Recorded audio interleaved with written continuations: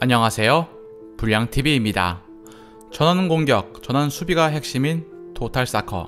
샹시한 것은 아니지만 이 이상적인 축구를 현실화시킨 선수가 있습니다. 그라운드 안에서 자신의 포지션을 특정하지 않고 다양하게 그리고 창의적으로 축구를 재해석한 축구 철학자의 끝판왕. 오늘 소개해드릴 선수는요, 테크니컬한 면은 물론 타고난 감각과 경기 운영으로 축구 팬들을 열광시켰던 요한 크루이프입니다. 세계 2차 대전이 끝나고 2년이 흐른 1947년 4월 25일 네덜란드의 수도이자 최대 도시인 암스테르담에서 태어난 요한 크루이프. 어머니가 아약스 홈구장 암스테르담 경기장에서 청소부로 근무하셨고, 아버지는 45세라는 젊은 나이에 심장마비로 세상을 떠났지만 사망 전 아버지는 아들 크루이프에게 축구의 기본기를 물려주었던 열광적인 아약스 축구 팬이었습니다. 7살 때 처음 정식 축구 훈련을 받기 시작했던 크루이프는 아버지가 돌아가시고 난 뒤에 축구에 더욱 전념하기 위해서 학교를 자퇴해 어머니를 깜짝 놀라게 만들기도 했습니다. 크루이프의 축구의 시작은 길거리였습니다. 콘크리트로 이루어진 공간에서 공을 차던 크루이프는 아약스 홈구장 관리인이었던 헨크 아저씨의 인연으로 간간히 아약스 유스 선수들과 공을 찰 수 있는 기회를 얻을 수가 있었고, 아약스에 대한 꿈을 하나 둘씩 키워나가기 시작합니다. 그리고 훗날 헨크 아저씨와 어머니가 결혼을 하게 되었죠. 아르바이트와 축구를 병행했던 크루이프는 고용주의 배려로 오전에 일하고 오후에 훈련을 할 수 있었고, 계속해서 축구 선수의 꿈을 이어나갈 수가 있게 됩니다. 1957년 아약스에 입단한 크루이프는 훈련을 참으로 싫어하던 아이였습니다. 당시 아약스엔 체계적인 훈련 시스템이 존재하지 않았죠. 따라서 어린 시절 크루이프는 훈련을 통해서가 아니라 즐거움 그 자체로 축구를 하나씩 배워나갈 수가 있었습니다.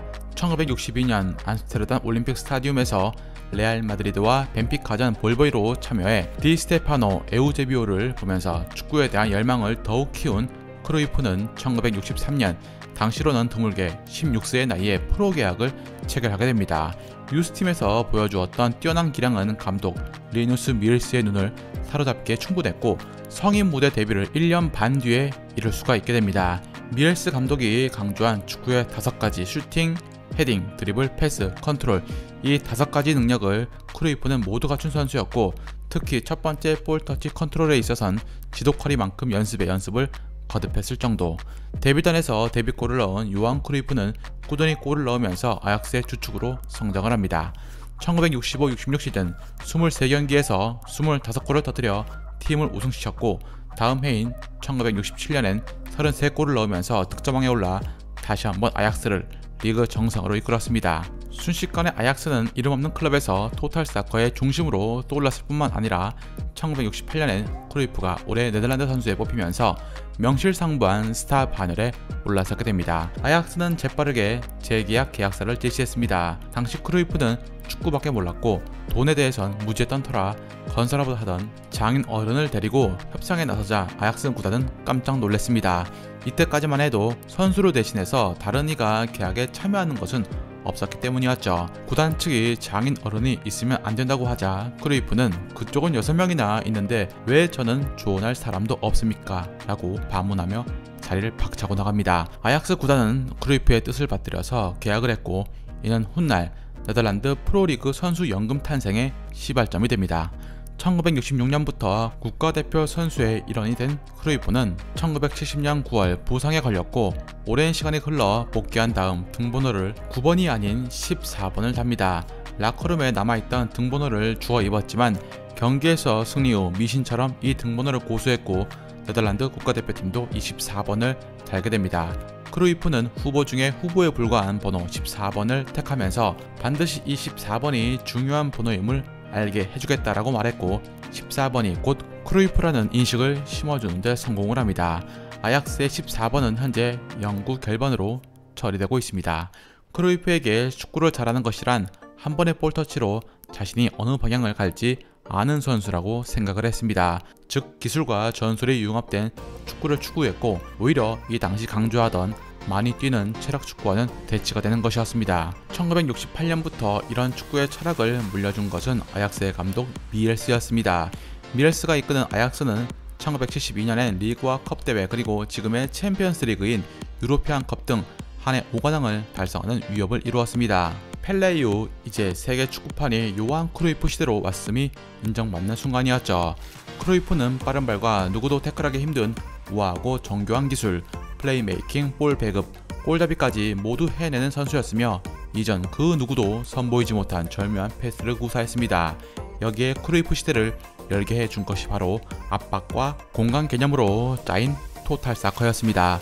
토탈 사커란 포지션에 얽매이지 않고 모두가 공격을 하고 모두가 수비를 하는 토탈이라는 개념을 축구에 입힌 것이었죠. 세계 축구계에 지나치게 이상적이며 현실에서 실현 불가능한 개념이라고 토탈 사커를 무시했지만 감독 미엘스는 요한 크루이프라는 선수가 있기에 이 전략은 현실이 될 수 있다라고 맞받아칩니다. 리누스 미엘스가 설계해 주문한 토탈 사커를 크루이프가 지휘하며 팀은 물론 스스로도 세계 최고 자리에 올라서게 됩니다. 아약스 그리고 더 넓게 보면 네덜란드 리그가 배출한 최초의 발롱도르 수상자가 되었죠. 1971년부터 1973년 사이 아약스는 유로피안 우승을 3번이나 연속으로 일궈냅니다. 꿈의 무대 챔피언스리그 연속 3회 우승을 한 클럽은 단 3개밖에 없는데 레알, 뮌헨 그리고 크루이프의 아약스였습니다. 크루이프는 발롱도르를 3번이나 받았는데 그중 2번이 아약스의 활약이 반영된 것이었죠. 이 당시 네덜란드 득점왕, 올해의 선수, 올해의 운동선수, 올해의 유럽 축구 선수 등 무수한 메달과 트로피를 받았지만 크루이프는 단 하나도 벽에 걸지 않았습니다. 과거의 기념품으로밖에 생각하지 않았기 때문이죠. 크루이프의 성격은 항상 자신만만했고 고집이 강했으며 때론 적을 만들기도 했습니다. 게다가 게으르고 경기 중에 담배까지 피는 꼴초였습니다. 그래서 1972년 아약스 주장 투표에서 13대 3으로 주장 다리를 내주기도 했습니다. 그의 영향력은 절대적이기까지 해서 대표팀에서 그와 불편한 관계에 놓인 선수들은 대표팀에서 퇴출되었습니다. 그 예로 역대 아인토벤 최고의 선수였던 반더 카일런, 리그 최고의 선수였으나 크루이프와 포지션이 겹쳤고 서로 패스도 하지 않을 정도로 좋은 사이도 아니었습니다. 결국 감독 크노벨은 반더 카일런과 아인토벤 선수 2명을 대표팀에서 퇴출시켰고 곧장 반더 카일런은 국대 은퇴를 발표했습니다. 이 둘의 관계는 시간이 흘러 1978년 UEFA 4강에서 서로 격돌해 종합 4대 3으로 반더 카일런의 아인토벤이 크루이프의 바르사를 꺾고 결승까지 진출해 우승을 거머쥐었습니다. 다시 이야기는 돌아와서 1973년 스승인 리누스 미엘스가 스페인 바르셀로나 감독으로 자리를 옮기자 크루이프 역시 미련 없이 바르셀로나 행을 선택합니다. 이적하기 얼마 전 7년 재계약을 했던 크루이프였지만 아약스 감독 슈테판 코바치의 알아서 잘 해봐 식의 축구에 질린 상황. 결정적으로 크루이프가 아약스를 떠난 이유는 앞서 얘기한 시즌 시작 전 주장 투표에서 탈락한 후 받은 충격이 컸습니다. 아약스가 바르사에게 받은 이적료는 22억이었습니다. 당시로는 사상 최고의 이적료였죠. 레알이 먼저 경쟁에 뛰어들어 가장 비싼 값을 제시했지만 크루이프의 선택은 바르셀로나였습니다. 왜 바르셀로나였을까요? 아약스에서 데뷔를 시켜주었던 감독 버킹엄이 감독을 맡은 적이 있었고 당시 감독 또한 자신을 가장 잘 알던 미엘스였기 때문이었습니다. 세금도 바르셀로나 쪽이 훨씬 더 적게 내는 이점도 있었죠. 재미있었던 것은 이 당시 미엘스 감독이 원한 선수는 크루이프가 아닌 게르트 밀러였다는 것입니다. 아약스에서 호흡을 맞추었던 리누스 미엘스 감독과 다시 바르사에서 재회한 크루이프는 토탈 사커의 철학을 바르사에 이식하기 시작합니다. 크루이프가 없었더라면 내겐 팀이 없는 것이라고 말하던 미엘스 감독 말대로 이적 첫 시즌부터 크루이프는 1960년 이후 14년 만에 레알을 밀어내고 바르셀로나의 리그 우승을 이끌었습니다. 특히 이에 우승보다 더 강렬했던 것은 레알 원정에서 5대0 대승을 거둔 것이었죠. 신입생 크루이프는 그의 1974년 생애 3번째 발롱도르를 수상하는데 성공을 합니다. 아틀레티코와의 경기에서 환상적인 발리슈트를 기록해 플라잉 더치맨이라는 별명을 추가하면서 그는 라리가를 지배했고 바르사의 주장 완장까지 차게 됩니다. 네덜란드 축구협회는 1974년 열린 소독 월드컵 감독 자리에 리누스 미엘스 감독을 선임합니다. 그러나 기대와는 다르게 선수들은 미엘스 감독 전술에 적응하지 못해 겨우 지역 예선을 통과했을 뿐이었죠. 그러나 본선에 들어가자 팀이 완전히 토탈 사커의 색깔을 드러내기 시작합니다. 특히 토탈 사커는 크루이프의 플레이로 더욱더 빛을 발했습니다. 포지션은 공격수였지만 전 경기장을 누비며 기회가 있는 곳이라면 어김없이 나타나 상대를 위협을 했죠. 4대0으로 승리한 아르헨티나전에서 크루이프는 2골을 기록했고 강력한 우승후보 브라질전마저 준결승에서 박살을 냅니다. 전 세계는 경악을 했습니다. 1970년 월드 챔피언 브라질이 처음 보는 스타일의 축구에 속수무책으로 당하며 0대2로 무너진 것이었죠. 특히 크루이프는 두 번째 골 장면은 대회 최고의 골 장면으로 기억되고 있습니다. 결승전도 크루이프의 활약은 눈부셨습니다. 첫 번째 선제골도 크루이프의 돌파를 얻어낸 PK였습니다. 크루이프를 막은 선수는 분데스리가 키커 랑니스트의 월드클래스 7회나 수상한 명수비수 포그츠였습니다. 포그츠는 치명적인 PK를 내주었지만 이후 크루이프를 전담 마크하며 꽁꽁 묶었죠. 네덜란드는 이후 독일에게 2골을 내리내주며 우승 후의 문턱에서 좌절하고 맙니다. 크루이프는 대회 최우수 선수상을 받았지만 다음 월드컵 본선 직전 출전을 고사하면서 자연스럽게 대표팀 생활을 마감을 합니다.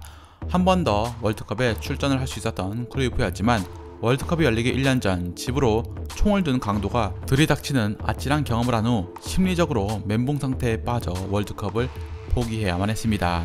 1978년 네덜란드가 준우승을 했기에 많은 축구 팬들이 그를 더욱 그리워했습니다. 그래도 서던 월드컵 대회에서 선보인 그의 턴 기술이 세계적으로 널리 알려지게 되었고 지금 우리가 많이 알고 있는 크루이프 턴이 바로 그의 이름에서 시작이 된 것입니다. 서독의 베켄바워는 월드컵 우승, 리그 우승, 챔스 우승 모든 타이틀을 차지했던 1974년이었지만 혁명적인 플레이를 펼친 크루이프에게 더 높은 점수가 부여되었고 발롱도르는 크루이프에게 향합니다. 크루이프는 클럽에서의 활약도 계속 이어나갑니다. 바르셀로나 최고의 선수로 자리매김했죠. 1975년 미엘스가 감독 자리를 사임하고 난 뒤 크루이프에게도 위기가 찾아옵니다. 포그츠의 수승으로 메넨글라드바흐를 11년이나 이끌었으며 1975년 UEFA컵 우승을 차지한 바이스 바일러 감독이 온 것입니다. 전술적으로 크루이프와 맞지 않아 이 둘은 잦은 충돌이 있었고 바르사는 레알에 밀리면서 1976년 준우승에 그칩니다. 그리고 다시 아약스 감독을 하던 미엘스가 컴백을 하면서 크루이프는 다시 힘을 내기 시작합니다. 라리가에서 아틀레티코에게 승점 1점이 모자라 우승 타이틀을 얻는데 실패했지만 크루이프는 엘클라시코전에서 엄청난 활약을 하는 등 리그 14골을 폭발시킵니다. 1978년 코파델레이 우승에 성공한 바르사였지만 아쉽게도 리그 우승에 다시 실패해 감독 미엘스 감독은 책임을 지고 사퇴합니다. 미엘스와 크루이프는 둘도 없는 단짝이었기 때문에 크루이프 역시 바르셀로나를 떠납니다. 이 둘은 함께 미국 리그로 진출해서 같은 팀에서 보냈고 1980년 서로 다른 팀으로 흩어지게 됩니다. 크루이프는 갑자기 왜 미국으로 간 것일까요? 바로 1978년 부동산 사기를 당한 데 이어서 70억에 달하는 엄청난 세금 폭탄을 맞았고 빈털터리가 되어버린 후였기 때문입니다.